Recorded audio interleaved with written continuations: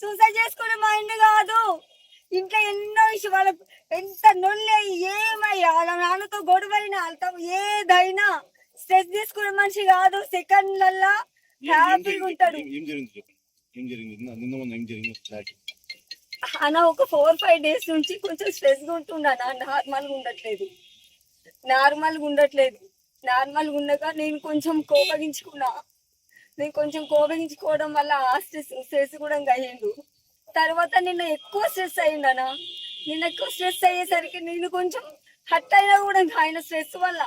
ఇంట్లో మొన్న నైట్ ఆయన చూపించేస్తే మాట్లాడి గుర్తుకొస్తే నా వల్ల అవ్వట్లేదు అని బాధపడ్డాడండి. ఆయన చాలా ఎమోషనల్ అయ్యిండనా. ఎందుకంటే అన్న ఆయన పర్సనల్ అటాక్ చేయలే అన్న, ఎవరిని పర్సనల్ అటాక్ చేయలే. పొలిటికల్ గా క్వశ్చన్ చేసిండు. పొలిటికల్ గా క్వశ్చన్ చేస్తే మహిళా కార్డు వాడిందామే. ఇప్పుడు నేను కూడా మహిళనే. నా జీవితం ఆగమైంది. నా భర్తతో మాట్లాడకుండా కొట్లాడకుండా ఒక్క నిమిషం నేను ఉండనన్నా. మా మధ్య నాకు జరుగుతూనే ఉంటది. ఆమె వల్లనే అన్న చాలా సఫర్ అయిండు. మహిళా కార్డు వాడుడేందిరా గీ దానికి మహిళా కార్డు వాడుడేందిరా అని సఫర్ అయిండు. నాతో కాదన్నా, నా బిడ్డకి కాల్ చేసి కూడా మాట్లాడిండు. నిన్న వచ్చి ఇంట్లో తిక్కగా చేసిండు.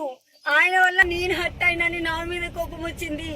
అనా హట్టింగ్ లో నేను మాట్లాడతాను ఆయనతో. నన్ను ఒక చిన్న పిల్లలాగా ట్రీట్ చేస్తాడు. మాట్లాడినవి మనసు మీదకి తీసుకోడు ఆయన, ఎన్నడూ తీసుకోడన్నా. ఇది ఇవ్వడు కాదన్నా. నా 2 పిల్లలతో పాటు సమానంగా నన్ను చూసుకుంటాడు. దొరనాల భర్త నన్ను తాను మార్చుకుండు. ఆమె వేసిన మహిళా కార్డు వాడి ఆమె మాట్లాడింది చూడు మీడియా ముందు, దాని వల్లనే సఫర్ అయ్యిండు. నేను వదలను. నాది నా పిల్లలు తలుగుతుందన్నా. అనా మీకు చెప్తున్నా నేను. నా భర్త సిరికోడు కాదన్నా, ఎవరేంటన్నా. ఆయనకి ఎక్కడో మనసు మీద చాలా బాధ అయిందన్నా. వేరే టాపిక్ అయినా రుద్దకండి అన్నా. నా హస్బెండ్ నేను పర్సనల్ గా 18 years నుంచి కాల్ ఇస్తుంది. 18 నుంచి మా కమ్యూనికేషన్ ఎట్లుంటది, మాకు ఒక తిట్టుకోవడంలోనే ప్రేమ ఉంటది. అది ఆయనకు దగ్గర ఉన్న వాళ్ళందరికీ తెలుసు. 4-5 రోజుల నుంచి విచిత్రంగా బిహేవ్ చేసిండనా. ఓపెన్ గా చెప్పిండనా స్ట్రెస్ అవుతుందని చెప్పిండు. పాపకు ఫోన్ చేసి మాట్లాడిండు. నిన్ను స్ట్రెస్ అవుతున్నాను. నేను నిజంగా చెప్తున్నానా, హట్ అనుకున్నా. ఆయన హట్ అయితే ప్రశాంతంగా నిద్రపోతాడు అనుకున్నానా, లేకపోతే నేను వెనకాల ఉండేదాన్నా. అట్లాంటి మన నాకేసారి చేయడనా. ఎవరైతే కారణమో వాళ్ళు వచ్చి నాకు సమాధానం చెప్పాలి. నేను వదలనన్నా ఈ విషయాన్ని. అంతే. ఒక ఇన్నేళ్ల నుంచి రాజకీయం చేసే మనిషి అసందర్భంగా ఒక మహిళా కార్డును ఎట్లా వాడుతుంది అంటే ఇండైరెక్ట్ గా ఒత్తిడి చేయాలి. ఒకరు ఎదుగుతారు కాబట్టి ఒత్తిడి చేసి తీసి పడేయాలి. ఆమె చేసే ఒత్తిడి వల్లనే నా భర్త ఇప్పుడు ఈ స్థాయిలో ఉండు. నా భర్తను తీసుకొచ్చి కావాలి అన్న. మా రిలేషన్షిప్ ఎందుకు తీసుకొస్తున్నాను? 18 years నుంచి మన్నాడు మాది చాలా హ్యాపీ లైఫ్ అన్న. ఒక తిట్టుకోవడంలో ఒక ఆనందాన్ని ఇచ్చుకుంటాం మేము, ఏడో మేము, నేను నా హస్బెండ్. ఆవిడ సాధారణ చెప్పమన్నాడు, వచ్చి చెప్పాను నా భర్తను తీసుకురామన్నా. అన్న ఓర్వలేదన్నా, ఆమె ఓర్వలేదు. నేను విన్నానన్నా, నీ రెగ్యులర్ గా ఫాలో అవుతా. ఏం మాట్లాడు అంత చీప్ చేసి మాట్లాడు ఏంది? నువ్వు ఏరియాలో ఉండి నువ్వు చేసే తప్పులు నిలదీసే హక్కు ఇంకొకరికి లేదా? వాటికి ధైర్యం ఉంటే సమాధానం చెప్పు. మహిళా కార్డు ఎందుకు వాడినావు? ఏం రాజకీయం నీది? ప్రాణాలు తీస్తావా? ఇట్లనే కరెక్ట్ కాదు అన్నా. నేను అడుగుతానా, ఏం సమాధానం చెప్తారట? నా భర్త ఏ రోజు మహిళల్ని విమర్శిస్తాడు, మాట్లాడింది. ఆమె ఎంత మహిళా కార్డు తీసిందన్న ఆ రోజు ఏమంటారు? అని మహిళలు రాజకీయం చేసేదే లేదు. అది కరెక్టేనా అన్న? నువ్వు మాట్లాడు. నీకు ఏం తప్పు ఎందుకంటున్నావయ్యా? నువ్వు మాట్లాడు. ఒక ప్రతి పొజిషన్ నుండి ఆ కార్డు ఎందుకు పట్టుకొని వస్తున్నావు? లోపల ఒత్తిడికి గురి చేయనికనా, చాలా ఒత్తిడికి గురి చేశానన్నా. నేను వదలా. ఎందుకు తెలుసా అన్న, మా ఫ్యామిలీలో ఏమి జరిగినా ఏ రోజు అందరికి ధైర్యం చెప్పే మనిషి, కాల్స్తే ఇట్లా బెదిరించే మనిషి, కానీ చచ్చేంత మైండ్ సెట్ నా భర్తకు లేదు. నాకు తెలిసినంత ఎవరికి తెలియదు ఆయన ఏందనేది. నేను కొట్లాడుతున్నా, మీరు నా భర్తను వేరే విధంగా క్రియేట్ చేయదు 100% ఆమె. ఎందుకంటే అన్న నాకు నా భర్తది నా ఫోన్ కూడా ఇస్తా. ఇన్ని ఇయర్స్ నుంచి మొత్తం కాల్ హిస్టరీ, మా మెసేజ్ చేయండి, మా రిలేషన్షిప్ ఎట్లా ఉంటుందని షాక్ అవుతుంది మీరు. ఒకరితో ఒకరు మాట్లాడుకోకుండా, ఒకరితో ఒకరు తిట్టుకోకుండా, ఒకరితో ఒక గంట కూడా ఉండమన్నా మేము. అది నడుస్తూనే ఉందన్నా. ఈరోజు నేను మిస్టేక్ చేసిన దానికి నన్ను అంటాడు, నేనంట అది కంటిన్యూగా రన్ అయితేనే ఉంటుంది అన్న. చూడండి, నా ఫోన్ కూడా తీస్తా, ఆయన ఫోన్ చూస్తాడు కదా, నా ఫోన్ కూడా తీస్తా. ఒక ప్రేమతో తిట్టుకుంటామన్నా, ఒక చిన్న మిస్టేక్ బట్టి నా భర్తను మానసికంగా హింసించిరా. నేను వదలను. మహిళ కార్డు వాడుకుంటావు, 24 ఏళ్ళ నుంచి రాజకీయం చేసుకుంటా. నా భర్త మీద గట్టిగా అడుగుతుండనా, అడిగిన దానికి సమాధానం చెప్పే చేతన కాక మహిళ రాజకీయం చేసేటట్లేదు, మనసుకు బాధ అవుతుందని ఏడుస్తావు. నా భర్తను తిన్నావు, ఇప్పుడు నా ఏడ్ఫెట్లే ఓదాడుస్తావు. తప్పు చేసి తప్పుని కప్పు ఇప్పించుకోనికే నువ్వు ఏడ్చినావు. ఎండింగ్ ఏమంటది మహిళని, ఏందని అది ఏం మాట్లాడుతూ రాజకీయం కాదని డిగ్నిఫై పర్సన్ అంటుంది. ఏం డిగ్నిఫై పర్సన్ అన్నా? ఒక డిగ్నిఫై పర్సన్ మాట్లాడే విధానం అదేనా? అట్లనే మాట్లాడతారా?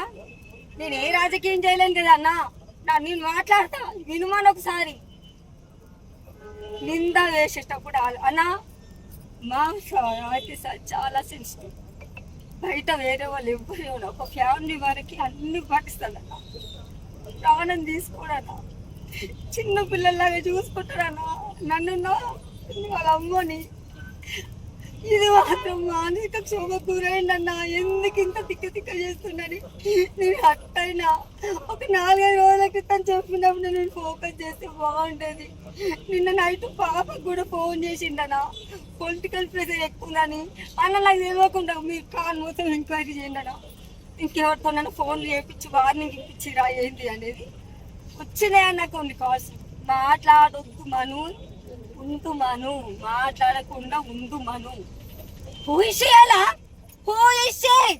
నా భర్త ప్రాణం పోయింది, ఇప్పుడు నాకు రిటర్న్ కావాలి, తెచ్చిస్తుందా? నాకు అర్థం కాదు అన్న.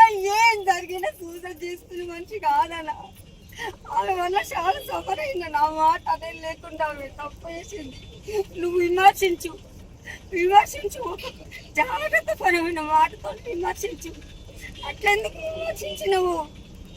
ఎవరైనా తీసుకుని చేసిన దానికి నన్ను అంటాడు, నేనంట అది కంటిన్యూగా నాకు అన్న అయితేనే ఉంటుంది అన్న.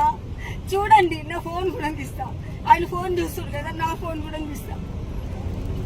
ఒక ప్రేమతో తిట్టుకుంటామన్నా, ఒక చిన్న మిస్టేక్ బట్టి నా భర్తను మానసికంగా హింసించిరా.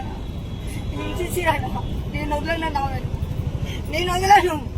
మహిళ కార్డు వాడుకుంటావు, 24 ఏళ్ళ నుంచి రాజకీయం చేసుకుంటా. నా భర్త మీద గట్టిగా అడుగుతుండనా, అడిగిన దానికి సమాధానం చెప్పే చేతన కాక మహిళ రాజకీయం చేసేటట్లేదు, మనసుకు బాధ అవుతుందని ఏడుస్తావు. నా భర్తను తిన్నావు, ఇప్పుడు నా ఏడ్ఫెట్లే ఓదాడుస్తావు. తప్పు చేసి తప్పుని కప్పు ఇప్పించుకోనికే నువ్వు ఏడ్చినావు. ఎండింగ్ ఏమంటది మహిళని, ఏందని అది ఏం మాట్లాడుతూ రాజకీయం కాదని డిగ్నిఫై పర్సన్ అంటుంది. ఏం డిగ్నిఫై పర్సన్ అన్నా? ఒక డిగ్నిఫై పర్సన్ మాట్లాడే విధానం అదేనా? అట్లనే మాట్లాడతారా? నేను ఏ రాజకీయం చేయలేను కదా అన్నా, నేను మాట్లాడతా వినుమాను. ఒకసారి నింద వేసేటప్పుడు అన్నా, మా అయితే చాలా సెన్సిటివ్, బయట వేరే వాళ్ళు ఎవ్వరు, ఒక ఫ్యామిలీ వరకు అన్ని పాటిస్తాడన్నా, ప్రాణం తీసుకోడన్నా, చిన్న పిల్లల్లాగా చూసుకుంటాడన్నా నన్ను, వాళ్ళ అమ్మని. ఇది మాత్రం మానసిక క్షోభకు గురైందన్నా. ఎందుకు ఇంత తిక్క తిక్క చేస్తున్నాని నేను అట్టయినా ఒక 4-5 రోజుల క్రితం చెప్పినప్పుడు నేను ఫోకస్ చేస్తే బాగుంటది. నిన్న నైట్ పాపకు కూడా ఫోన్ చేసిండనా పొలిటికల్ ప్రెషర్ ఎక్కువని. అన్న నాకు తెలియకుండా మీరు కాల్ మొత్తం ఎంక్వైరీ చేయండి అన్న. ఇంకెవరితో ఫోన్లు చేయించి వార్నింగ్ ఇప్పించిరా. ఈరోజు మా రంగారెడ్డి జిల్లాలో ఏదైతే మహేశ్వర్ మండలం బడంగ్పేట ఏదైతే కార్పొరేషన్ ఉందో దాంట్లో ఒక మంచి కార్యకర్త, కట్టర్ బీజేపీ కార్యకర్త, సమస్యలపైన ఎప్పుడు పోరాటం చేస్తూ ప్రజలతో మమేకమై నాయకులతోటి ఇక్కడ చనువుగా ఉంటూ ఎదుగుతూ ఒదుగుతూ వచ్చినటువంటి మా రాళ్ళగూడెం రామకృష్ణారెడ్డి పేరు చెప్తుంటేనే మా కళ్ళ నుంచి నీళ్ళు వస్తున్నాయి. అటువంటి కార్యకర్తను కోల్పోవడం దురదృష్టకరం. కానీ ఇక్కడ ఉన్నటువంటి కాంగ్రెస్ నాయకులు ఎవరైతే ఉందో అధికార పార్టీ చేసినటువంటి దురాఘాతాలపైన పోరాటం చేసినందుకే అతని పైన లేనిపోని ఒత్తిళ్లు తీసుకొచ్చి మానసికంగా క్షోభకు గురి చేస్తేనే ఈ విధంగా జరిగినది అని చెప్పి మేమందరం గిట్ట భావిస్తున్నాం. తక్షణం దీని మీద పెద్ద ఎత్తున విచారణ జరిపి వారిపైన తగిన చర్య తీసుకోవాలని చెప్పి మేము ప్రధానంగా డిమాండ్ చేస్తున్నాం. అధికార పార్టీ వాళ్ళు రాష్ట్రంలో ఉండొచ్చు, మేము కేంద్రంలో ఉన్నాం. మేము ఎవరికి భయపడం, కార్యకర్తలకు అండగా దండగా నిలబడతాం. ఏ కార్యకర్త కానీ ఇటువంటి పిరికి పంద చర్యలు వాళ్ళు పడ్డా మేము కఠినంగా వ్యతిరేకించి వాళ్ళను ఎదుర్కొంటాం, వాళ్ళను తరిమి కొడతామని చెప్పి నేను మీకు అందరు తెలియజేస్తున్నా. కార్యకర్త బంధువులారా, మీరందరి గిట ఇక్కడ ఉన్నటువంటి రామకృష్ణారెడ్డికి జరిగినటువంటి ఏదైతే సంఘటన మనమందరం గిట కలిసి మెలిసి దీని మీద న్యాయం జరిగేంత వరకు పోరాటం చేద్దామని చెప్పి నేను తెలియజేస్తున్నాను. రోజు మన భారతీయ జనతా పార్టీ బడంగ్పేట్ కార్పొరేషన్ లో యువ మోర్చా చేసి ఆ తర్వాత అధ్యక్షుడై బడంగ్పేట్ కార్పొరేషన్ కి అధ్యక్షుడైన పెద్దగా ఎట్లా అంటే రాష్ట్రంలో ఎవరు చూసినా రామకృష్ణారెడ్డి పేరు మోగింది. రోహింగ్యాలను బయట తీసిన దాంట్లోనే కానీ ఈ ప్రాంతంలో అనేక అవినీతులు జరిగితే ఈ మధ్య కాలంలో మీడియా మిత్రులు అందరూ తెలుసు. ఈ బడంగ్పేట పట్టిన శని ఎంత పెద్ద శని పట్టిందో దాన్ని వెలుగు తీసి ఇవాళ బయట పెట్టి దాని ఇంకా ఎవరెవరో పేర్లతో సహా మీ ముందు పెట్టిండు. ఆ పేరు తీసుకోనికే నాకు మనసు కూడా ఒప్పలేదు. అంత దుర్మార్గంగా చేసి ఇవాళ వాళ్ళ భార్య పేరుతో సహా చెప్తుంది. పోలీసు సిఐ గారు కూడా పేరు చెప్పిండు. ఆ పేరు నేను తీసుకోవాలి, ఎందుకంటే అది చాలా పెద్దోళ్ళు, ఎందుకంటే చాలా ఏమంటారు పెద్ద గ్రామ పంచాయతీ చేసిరు, అదేవిధంగా కార్పొరేషన్ చేసినాం, మేము అనేక మంది చేసిరు కదా. ఇవాళ ప్రాణాలు తీసిన పుణ్యం కూడా మీకు దక్కుతుందని ఈ సందర్భంగా చెప్తున్నా. నిజంగా కూడా మా రామకృష్ణారెడ్డి గారు లేని లోటు చాలా బాధాకరం. ఆ కుటుంబానికి అండదండగా ఉంటాం. నిజంగా కూడా భగవంతుని కోరుకోవడం ఏంటంటే ఆయన ఆత్మకు శాంతి కలగాలని కోరుతున్నాం. దీంట్లో ఉన్న 80% మా జిల్లా అధ్యక్షుడు చెప్పినట్టు 80% వాళ్ళని వదిలిపెట్టే ప్రసక్తే లేదు. వాళ్ళ నెంబడి పడి వాళ్ళకి శిక్ష పడేంత వరకు